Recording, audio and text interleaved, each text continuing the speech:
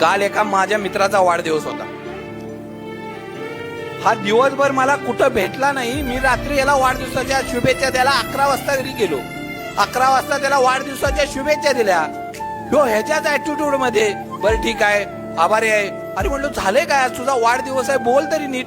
नाही ठीक आहे झालं म्हटलं वाढदिवसाच्या शुभेच्छा मिळाल्या तुमच्या. त्याचं बोलणं असंच उडवाउडीचं. अरे म्हणलो याचं काहीतरी बिनसलंय.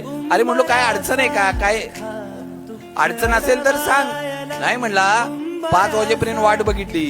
तू माझा स्टेटस ठेवला होतास का कुठं? फेसबुकला नाही व्हॉट्सअपला नाही सोशल मीडियावर कुठंच तू माझा स्टेटस ठेवला नाही.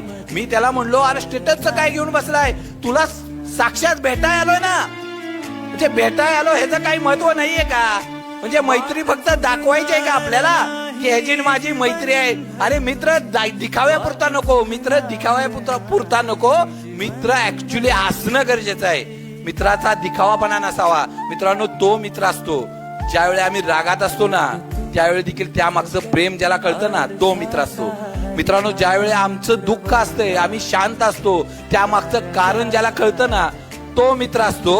आणि ज्यावेळी आम्ही आनंदात असू ना त्या पाठीमागचा राग ज्याला कळतो ना त्यामागचं दुःख ज्याला कळतं ना तो मित्र असतो.